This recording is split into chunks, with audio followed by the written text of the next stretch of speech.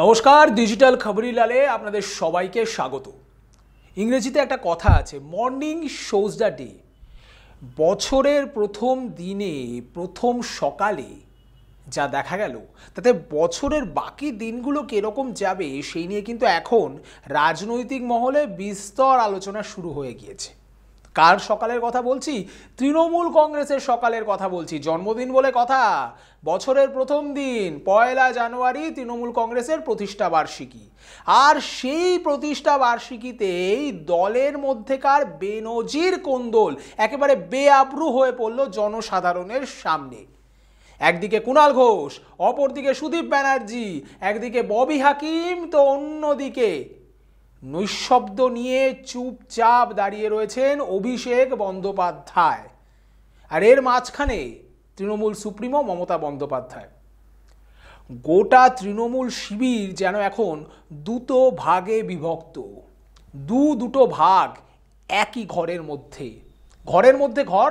সেই ঘরের মধ্যে ঘরের পরিস্থিতি এই মুহূর্তে তৃণমূল কংগ্রেসের। আশঙ্কার মেঘ ঘনিয়েছিল কয়েকদিন আগেই, যখন তৃণমূলের একেবারে সর্বভারতীয় সাধারণ সম্পাদক অভিষেক বন্দ্যোপাধ্যায় তিনি ঘনিষ্ঠ মহলে এরকমই ইচ্ছে প্রকাশ করেছিলেন যে আসন্ন যে লোকসভা নির্বাচন তাতে তিনি নিজের কেন্দ্র ডায়মন্ড হারবার ছাড়া আর কোথাও কোনো রকম কোনো আগ বাড়িয়ে দায়িত্ব নেবেন না। এমনকি দলের যে নির্বাচনী রণনীতি সেটাও তিনি নিজে থেকে কোনো কিছু তাতে ঠিক করবেন না বা কিছু বলবেন না। দল তাকে যে দায়িত্ব দেবে তিনি সেটাই পালন করবেন। যেখানে তাকে তৃণমূলের যুবরাজ, তৃণমূলের সেনাপতি ধরা হয়, সেখানে খোদ সেনাপতির মুখে এহেন সুর শুনে সেনাপতির যারা একেবারে ক্লোজ সেনা রয়েছেন, মানে যারা তার ঘনিষ্ঠ কাছের নেতা, তারা কিন্তু রীতিমতো হতবাক হয়ে গিয়েছিলেন, এমনটাই কিন্তু সূত্র মারফত খবর পাওয়া যাচ্ছে। ফলে সেই জায়গায় গিয়ে অভিমানী অভিষেক, এটা তো বলা যেতেই পারে, অভিমানের যথেষ্ট কারণও আছে। একদিকে প্রবীণ বনাম নবীন বিতর্ক তো রয়েছে, অপরদিকে এই যে 100 দিনের কাজ এবং বিভিন্ন যে সরকারি বঞ্চনার কথা, কেন্দ্রীয় সরকারির বঞ্চনা, সেই বঞ্চনার কথা অভিষেক বন্দ্যোপাধ্যায় বিভিন্ন সময় বলেছেন এবং তা নিয়ে তিনি বৃহত্তর আন্দোলনের পথে যেতে চেয়েছিলেন। সেই রাস্তাটা নাকি কোথাও তৃণমূল সুপ্রিমো মমতা বন্দ্যোপাধ্যায় আটকে দিয়েছেন, এমনটাই কিন্তু বিভিন্ন তৃণমূলের বিভিন্ন সূত্র থেকে কিন্তু খবর পাওয়া যাচ্ছে।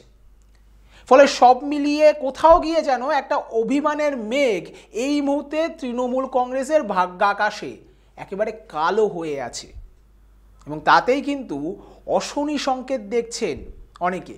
কেন? কারণ একদিকে প্রবীণ বনাম নবীন বিতর্ক চলছে, অপরদিকে দুর্নীতির যে তীর, সেই তীরে একেবারে জর্জরিত তৃণমূল কংগ্রেস। দলের একাধিক মন্ত্রী এবং বিধায়ক এই মুহূর্তে তারা কিন্তু বিভিন্ন দুর্নীতির অভিযোগে অভিযুক্ত। সেখানে দাঁড়িয়ে এরকম একটা পরিস্থিতিতে গোটা শিবিরটা যেন ছত্রছান হয়ে আছে। বিভিন্ন নেতা বিভিন্ন সময় বিভিন্ন উক্তি করছেন। একদিকে কেউ দেখাতে চাইছেন তিনি মমতা বন্দ্যোপাধ্যায়ের একান্ত অনুগত, তো কেউ দেখাতে চাইছেন তিনি অভিষেকের কাছের লোক। একদিকে ফিরহাদ হাকিম তিনি বলছেন যে দলে দুর্নীতি হয়েছে, কিছু শ্রেণীর মানুষ দুর্নীতি করেছে, কিন্তু তাতে গোটা দলটাকে খারাপ বলা যায় না। যেটা দলের যে ঘোষণা বা দলের যে লাইন, সেই লাইন থেকে অনেকটা সরে গিয়ে কিন্তু অপরদিকে আবার কল্যাণ বন্দ্যোপাধ্যায় বিভিন্ন সময় বিভিন্ন ইস্যুতে কুণাল ঘোষকে আক্রমণ করে চলছেন।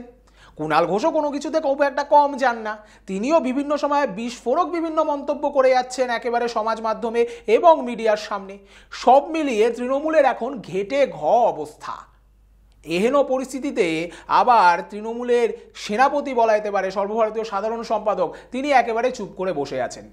তার টুইটার হ্যান্ডেলে আজকের দিনে খুব বিশেষ কোনো ইঙ্গিতবাহী পোস্টার বা কোনো পোস্ট কিছুই নেই, একেবারে সাদা মাটা একটি পোস্ট তিনি করেই কাজ সেরেছেন।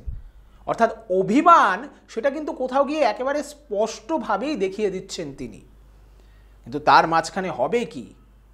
যে কথাটা আমরা এতদিন ধরে লক্ষ্য করছিলাম, যে বিষয়টা আমরা এতদিন ধরে দেখছিলাম, যে 2021-এর পরের তৃণমূল আর 2021-এর আগের তৃণমূল দুর্নীতি ইস্যুতে এটাই মোক্ষম অস্ত্র হতে চলেছিল তৃণমূল কংগ্রেসের ক্ষেত্রে। কোথাও কি তৃণমূল কংগ্রেসের নিজস্ব গোষ্ঠীকুণ্ডল বা দলের অভ্যন্তরে যে রাজকুণ্ডল বলা যেতে পারে, সেটাতে সেই অস্ত্রটাই ভোটা হয়ে যেতে চাইছে। কারণ 2021-এর পরে তৃণমূলে যে অন্যতম ফ্যাক্টর, সেটার নামই তো অভিষেক বন্দ্যোপাধ্যায়।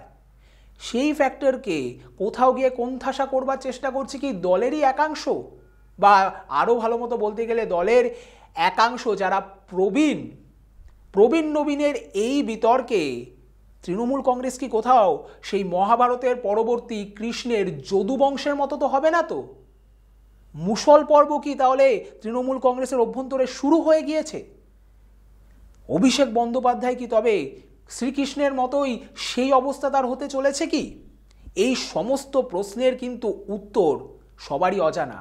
একটা বড় প্রশ্ন চিহ্ন, অনেকগুলো প্রশ্ন, কিন্তু এই প্রশ্নের উত্তর সময়ের গর্ভে লুকিয়ে রয়েছে। আরও বলা ভালো যে আসন্ন লোকসভা নির্বাচনের যে রেজাল্ট বা যে পরিণতি, সেই পরিণতিতেই কিন্তু লুকিয়ে আছে এই সমস্ত প্রশ্নের উত্তর। মমতা বন্দ্যোপাধ্যায়ের যোগ্য উত্তরসূরি কে? অভিষেক বন্দ্যোপাধ্যায়, নাকি সেটা গণতান্ত্রিকভাবে দল ডিসাইড করবে? এটাও একটা বড় প্রশ্ন। সব মিলিয়ে কিন্তু তৃণমূল কংগ্রেসের অভ্যন্তরে মুষল পর্ব, যেটা আমি এক্ষুনি বললাম, সেটা নিয়ে কিন্তু এখন সবাই, বিশেষ করে বঙ্গের রাজনৈতিক মহল তো বটেই, সারা দেশের রাজনৈতিক মহলও কিন্তু এইদিকে তাকিয়ে আছে। কারণ আসন্ন লোকসভা নির্বাচনে ইন্ডিয়া জোটের ক্ষেত্রে তৃণমূল কংগ্রেস কিন্তু একটা অন্যতম গুরুত্বপূর্ণ ফ্যাক্টর হতে চলেছে। আর সেদিকে তাকিয়ে খোদ তৃণমূল যদি নিজের ঘর সামলাতে না পারে, তাহলে জোট সামলাবে কি করে? সেটাও একটা বড় প্রশ্ন চিহ্ন। সমস্ত প্রশ্ন এবং প্রশ্নের আড়ালে লুকিয়ে থাকা অজানা উত্তরগুলোর খোঁজ আমাদের অন্যতম কাজ, এবং সেই কাজ আমরা প্রত্যেক দিন করতে থাকি, বছরের শুরু থেকে বছরের শেষ অবধি।